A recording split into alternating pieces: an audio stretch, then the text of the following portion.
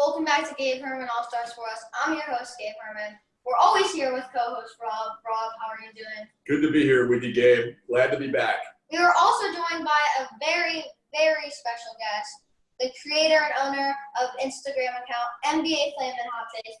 I would definitely recommend, if you have an Instagram account, you go follow his account. Caleb, how are you doing today? I'm good. Thanks for having me on. I'm happy to be sharing my opinions and my hot takes and lists with you. So thanks for having me on. Right. We're proud to have Caleb Olshin on the show. All right, we're just going to ask Caleb 7 questions, and I really do hope you guys enjoy. All right, jump right in.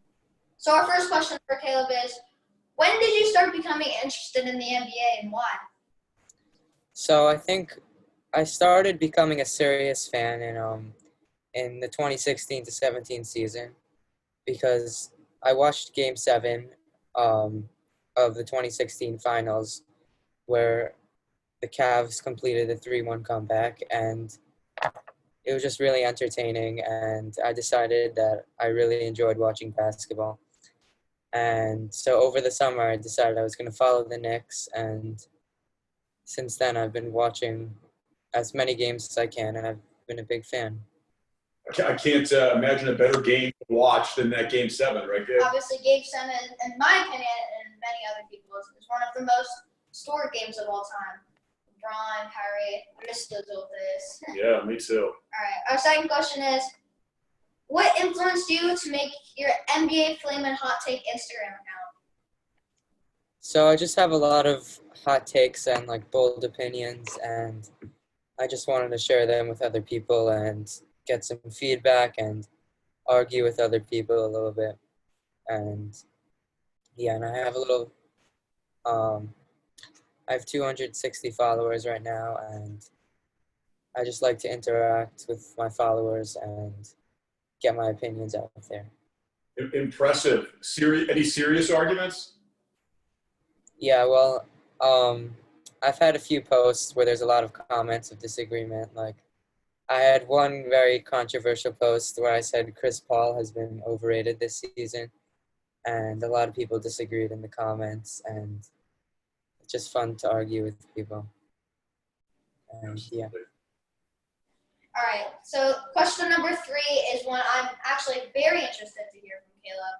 He's obviously a Knicks mega fan. So Caleb, do you think the Knicks have the pieces to be competitive in the next NBA season?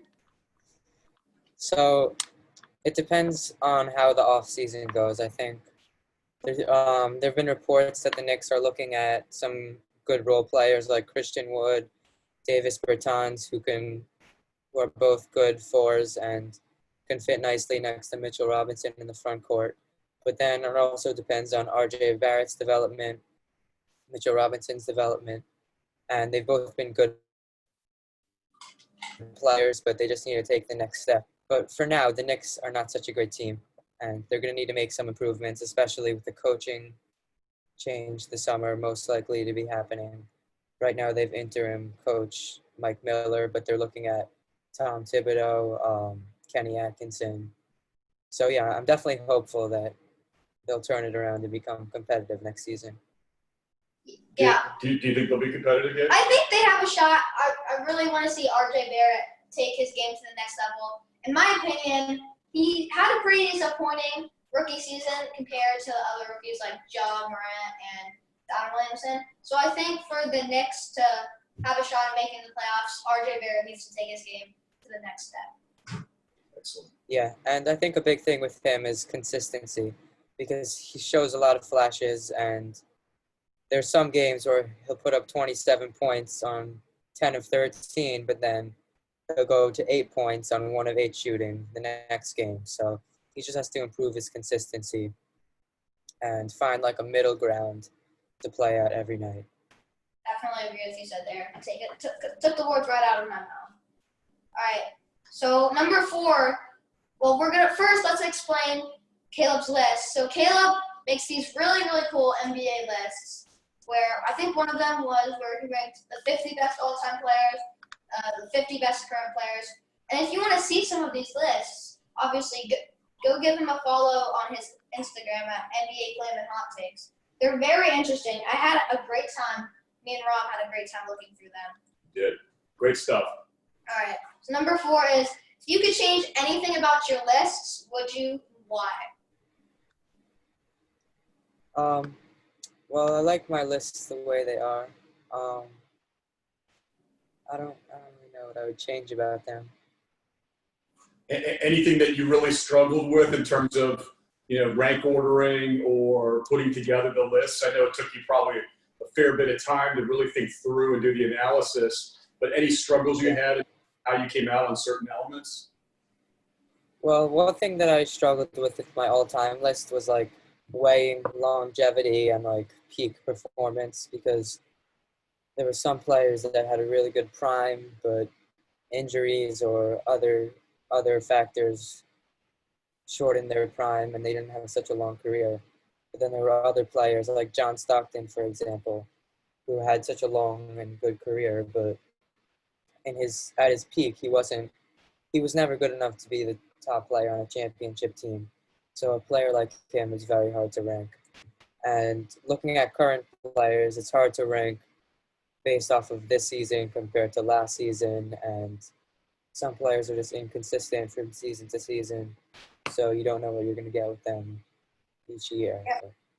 Yeah, great points. Yeah. We'll ask a few questions about those lists as well, right? Yeah, number 5. This was my favorite one to hear. So on Caleb's all-time lists, he has Jordan ahead of LeBron, which kind of surprised me. I was a little bit taken aback because, of course, I am a Cavs fan, a huge Cavs fan. So my question is, what makes Jordan better than LeBron? I think just because he had that stretch during the 90s, just the Bulls were unstoppable, and he was just such a dominant player. And I think one thing which really hurts his legacy was his retiring for a year and a half or so to play baseball, because if he didn't retire, he could have potentially won 8 championships in a row, and he would be higher all-time on all-time points, and he could have won a few more MVPs. So I think overall he just was such a good player, and he just doesn't have the same amount of years as LeBron that LeBron will have at the end of his career to like compete with LeBron. But yeah. One thing I have to take into consideration here is how many rings each player has. And obviously Jordan has more rings than LeBron, so that's something you should have taken into I know you took into consideration there. But for the rings, like, look at Jordan's supporting cast versus LeBron's supporting cast. Michael Jordan had Scottie Pippen, Dennis Rodman, Steve Kerr, a bunch of great role players. But LeBron had Kyrie, who was a pretty good player, and Kevin Love, who was solid, and no one else. So I'm just interested to know about the rings. Do you think LeBron is higher there? Yeah, well, LeBron also, when he played with Miami, he was with Dwayne Wade, Chris Bosh, and they had a good supporting cast there, Ray Allen. Yeah, but the Bulls also had the same team every year. Michael was with Scottie every year, and, well, he had Horace Grant the first few championships, and then Dennis Rodman. So he kind of had a more consistent team. But LeBron with the Cavs, they had a pretty solid team, except when Kyrie got traded, they kind of didn't have such a good team in 2018, I think. And LeBron had to kind of carry them to the championship. Yeah, overall, Jordan had a more consistent team, I think, every year. I'm wondering what you guys think. Does it change the conversation if LeBron, granted this is an odd season, does it change the conversation if LeBron wins, say, a championship this year and maybe even next year? Then it starts to get a little more interesting from the rings perspective, just because then you start equating the two in terms of just the volume of championships. But we'll see what happens. It's still a long way to go before we have that conversation.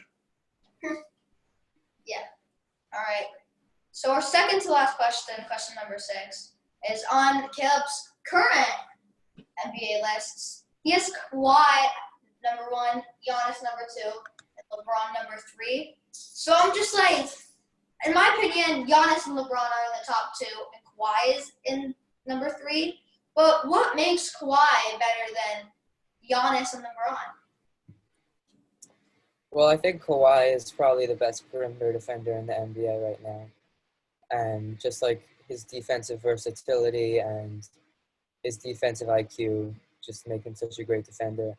And then on offense, he's proved last playoffs that he's very clutch and he turns it up in the playoffs. And I don't think Giannis in the regular season is probably the best player, but I don't think he's proven in the playoffs that he's better than Kawhi. So that's the only knock on Giannis. But LeBron, I think, is getting older, and his defense is not what it used to be, and he kind of has to take off a little bit of the gas on defense in order to go 100% on offense. So that's why I have Kawhi number one. Interesting. Do you think if Giannis could win 2 more championships in the next 3 years, do you think he would be the best player in the NBA then, or would it still be Kawhi? Yeah, for sure. I think if Giannis can prove it in the playoffs, prove himself in the playoffs, I think he'll solidify himself as number one. But for now, I have Kawhi number one. All right, very interesting. Our last, but certainly not least question is, on your lists, you have a second and a first tier for the players.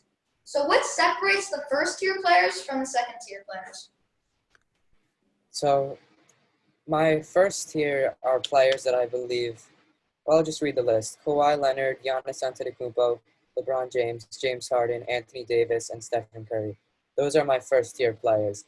And I believe those 6 players, if they're on any team that they're on will automatically be a championship contender.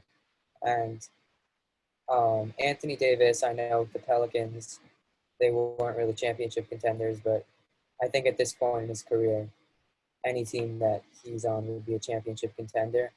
And below that, players like Paul George, Luka Doncic, Joel Embiid, they're good supporting players, and they can potentially be the best player on a championship team if they have a good supporting cast around them. But the top 6, I think, are just automatically whatever team they're on will be championship players.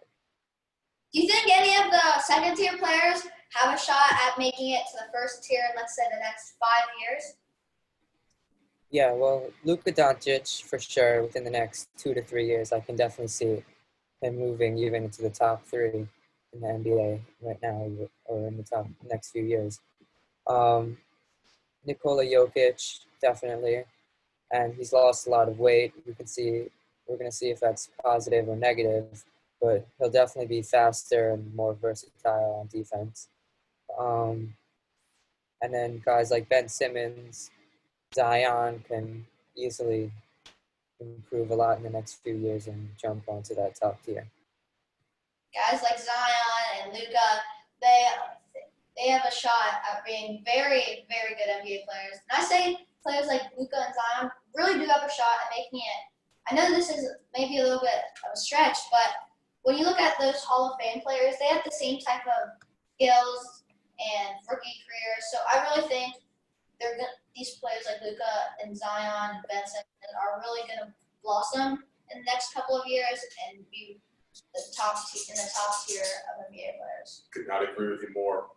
Yeah, those are fun players to watch, and it'll be interesting to see how Caleb's list changes over time. It's a dynamic conversation, and love the lists and love the dialogue about it. And the fun part is just talking it through and agreeing on some places, disagreeing on other places, but it's a lot of fun to talk through it. Definitely a lot of fun. So that was all our questions, but we definitely hope to have Caleb on the show soon. I had an awesome time. Rob, what about you? I had a great time. As our producer comes over to cut off the video, I just want to say thank you to our production team. Thank you to Gabriel for his great co-hosting ability, and thank you to Caleb for some great flaming hot takes on. Yeah, thanks for having me. All right, we hope to see you soon, Caleb. Everyone stay safe out there.